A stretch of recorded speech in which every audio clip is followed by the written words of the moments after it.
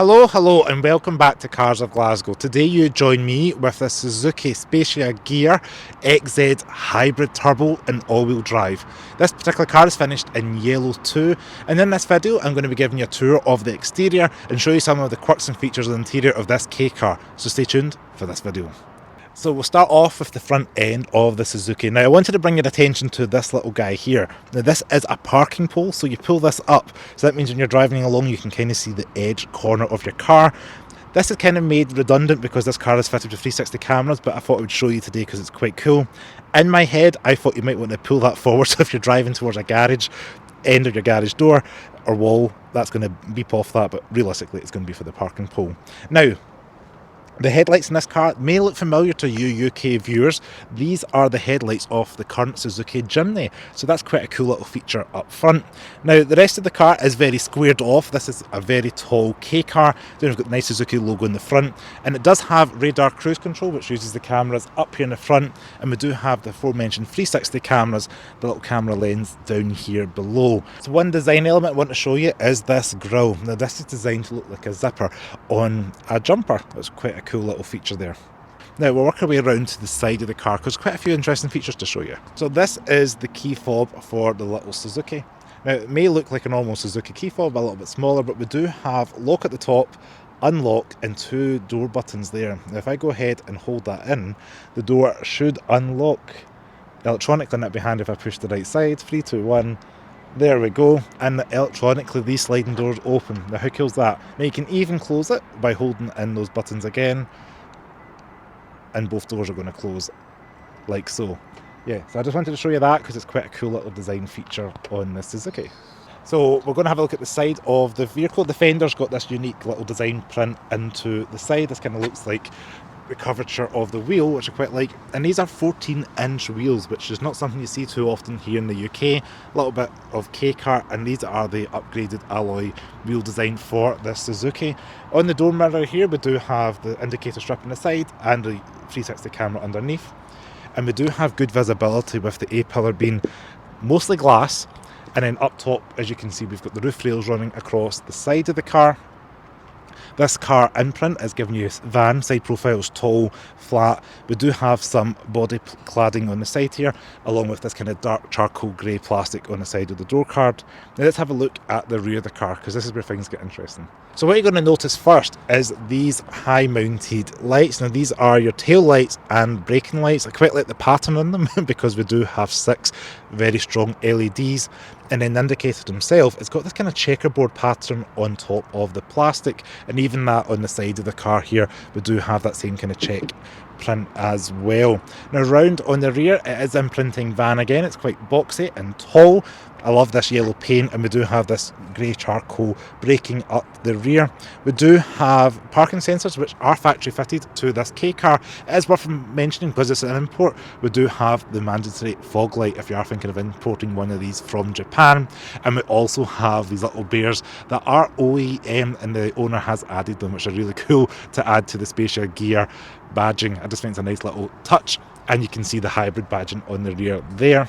So on the silver trim here, we do have little free ridges there, just to let you know where you're going to pop the tailgate. Lift that up, and we do have a pretty spacious boot. Now what I like about this particular car is the fact it's highly configurable, because you can slide the seats forward and back depending on what you want to do, and you can pull these little tabs here, which is a little bit harder to do in one finger, but you can slide that forward and back, and you can fold the seats down if you require. Say for example you want a little bit more room, you can make it like a van. Now these little plastic bits here as well, if I pull this,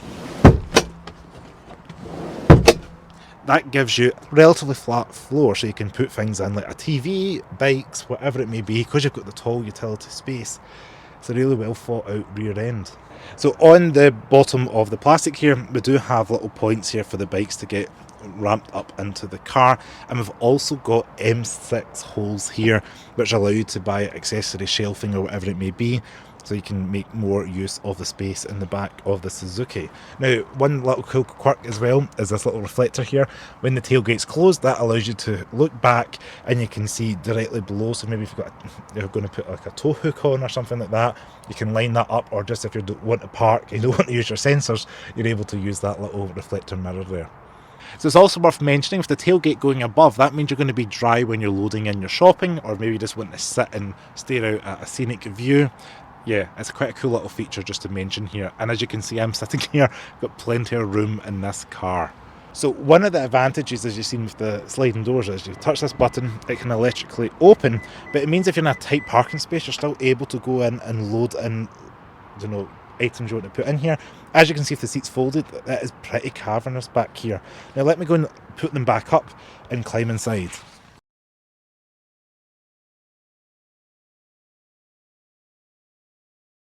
So you join me in the back of the Suzuki. Now the first thing I want to show you from this side is we do have a little kind of picnic table here with two cup holders that kind of pop down like so. It's a little neat touch. And the passenger side on the left here has two individual storage bits there. Do you know, maybe for, like, I call them map pockets, but put your iPad, whatever you want in there. But yeah, that's quite a cool little design detail. And also behind here we do have one large map pocket as well, lined with the fuzzy stuff so things aren't going to rattle around. Now this car is full of quirks and features. We do have things like your little sun glare visor on the side there, electric windows, which is nice to see on a compact car, and a cup holder. Now, as you can see, there's plenty of legroom, plenty of headroom. This car really is optimizing space. Now, there's a little lever at each side of the seat, allows you to give you the adjustability. So if you wanted to make room in the rear boot, don't know if you want to carry extra shopping, whatever it may be, we can do so. And we can also pull this little here, so if you want to lie back a little bit, you do have that for longer journeys. So this car has been well thought out. Now on this side of the car I'm sitting at, we also have a little bit of storage in there that has a 12 volt power outlet, don't know, to charge any little goodies in there. And it's also worth mentioning, on the C-pillar, these little windows at the side here do have the heating elements in there for winter, so you're going to have the rear window and the side rear windows all defrosting nice and toasty when you've got those icy mornings here in Scotland. So up and top here in the middle of the roof, we do have air vents for the rear passengers. Don't know if you can close them if you want and adjust the fan speed. Again, another cool neat design touch and feature you do not get in small cars. And also on the floor mats, they do have a little outline of this particular Suzuki as well. We've got outdoor life, and I think that's a really cool design detail. So as we make our way to the front of the car, I want to show you the door card on the car. So we do have loads of little nooks and crannies to store stuff. Now this has got the option extra fitted of these little mats that the white ones absorb the UV light and glow in the dark. So how cool is that for a little feature? So each of these little bits here have all got those glow in the dark features.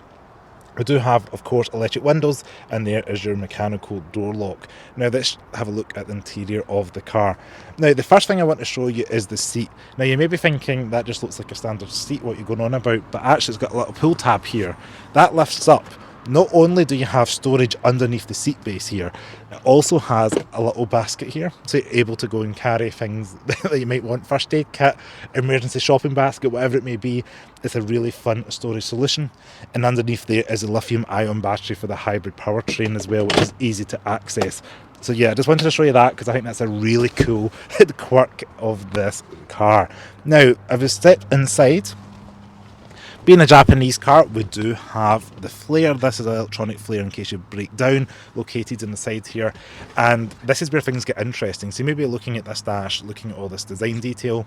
First thing off the bat, we do have a little DVD player in here underneath this storage cover here, which does have like a crisscross pattern. It reminds me of like a jerry can for petrol. And then this bit here pulls out, and we've got the cup holder again with that UV absorbing little mat in there for glow in the dark. How cool is that for a feature? And then this shelf pulls out for a tissue box holder as well, very Japanese. And then we have a very large glove box, as you can see as well. Not lined with fuzzy stuff, but it's pretty large, like so. So when you're sitting in the driver's seat of the car, we do have all around electric windows, auto for the driver, and mirror controls there on the right hand side, electric with electric folding, which is nice to see, and a big grab handle to close the door. Now all the materials in the car do feel very nice, you know, pretty much what you'd expect from a Suzuki. You know, I wasn't expecting the most premium materials going ahead, but I'm very impressed getting in today. It feels like something like a Suzuki Swift or something like that. Now, the car does have keyless go and keyless entry. Down on the right hand side here, we've got that aftermarket switch for the fog lights and 2 buttons here to open the rear doors electronically and close them, as well as your start, stop, defeat. And then down here is a toll card reader for the Japanese highways. Now, we'd also have your full filler cap there, and then your bonnet release down on the right. Now, on top of the dash, we have little cup holders in here. This car is lined with a little carpet to prevent the dash cracking and getting damaged. And let's talk about some of the buttons and features on the steering wheel. On the left hand side, we do have your volume control and your modes. Right hand side is things like your cruise control and your lane departure warning, and we do have little paddles behind the steering wheel. So we've got the hazards in the middle here, a little shelf unit, again you can put your phone or something, heated seats, USB-C chargers down there, USB-A and a 12 volt power outlet again there. Now, on the right hand side here, we do have some more buttons like parking sensor defeat. You can turn off the front forward collision, as well as traction control and other features down there. So to start the car up, I'm just going to put the keys in the little fob there, foot in the brake, and that little car's going to come to life. 0.6 litres, and we've got the heads up display just in the distance up here. Now, what I quite like about the car is everything's quite big car technology that I'd expect. We've got things like, we've got the 360 degree camera, we've got the aircon here, we've got physical buttons here for the temperature and the fan speed, as well as you can see for your recirculated air.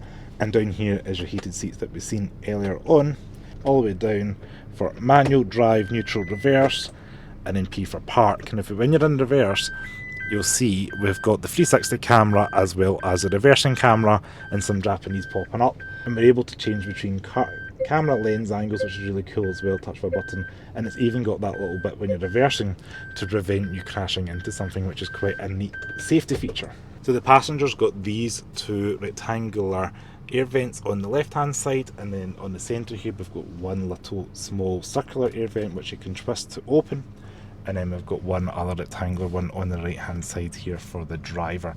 Now, visibility is great as what you'd expect in a K car, very boxy as I mentioned on the exterior. We do have glass in the A-pillars, it just means visibility out is just fantastic all around the cabin. And just like what we've seen in the rear, we do have a little mirror reflector there, so if you're parking you can kind of see down at the curb, which is another neat touch. But I just can't get away with the size of the headroom and everything in this car. It's really tall, really practical. I'll flip the camera around so you can see me. So I am 5'11" and I have acres of headroom up here that I literally cannot get as much as this is expecting. This is huge, probably larger than what I'd expect in some large SUVs. It's a really cavernous vehicle, and it makes you wonder why I don't get more cars like this in the UK, because like it's just so practical. It's a very spacious vehicle, plenty of shoulder room, plenty of knee room, headroom. Overall it's a really spacious place to be, and as you can see, room in the back for 2. And yeah, it's going to suit most lifestyle needs, especially being all-wheel drive as well, just adding that capability for the wet, damp roads of winter. Now, the gauge cluster, we do have an analog gauge here for your speed. This car has been converted to miles per hour, and then we do have a digital readout there to tell you things like your trip computer, you know, you've got your fuel gauge and other bits of information in there with the black and white font. And we do have the heads-up display, which I think is quite a neat touch. So if I zoom in a little bit here, we can push the HUD button and we can change between different modes there. So you're able to see how many, you know, your fuel consumption, battery, revs, whatever it may be. Obviously kilometers per litre because it is a Japanese import. But yeah, I really like that touch. And again, you don't really expect to see a heads-up display in a small car, but we do have it on this vehicle. Now, also worth mentioning, we do have these rather large sun visors. As you can see, they're probably about the size of A4 paper, if not larger, but I guess they're that large because the roof is so tall and coming down to block out any of unwanted daylight. Also have a little kind of cutout there, I guess, for cards or whatever it may be, and a little mirror as well. All in all, that's quite a neat touch. And then we've got an SOS button there for calling Japan for reinforcements. And then we've got some lights in here as well, which are rather bright, so I'll leave that indoor, but that was a really bright LED in there. Infotainment does have these touch capacitive buttons at the below. We've got shortcuts, you can turn the volume on and off, and you can slide between like menu, smartphone, link, etc. If we were in Japan, you could use the TV button, but the little aerial does not pick it up. And if you can't catch But the radio works. Dalmatians in Oxford. Now you get a little graph here to show you some of the vehicle information, which is quite nice.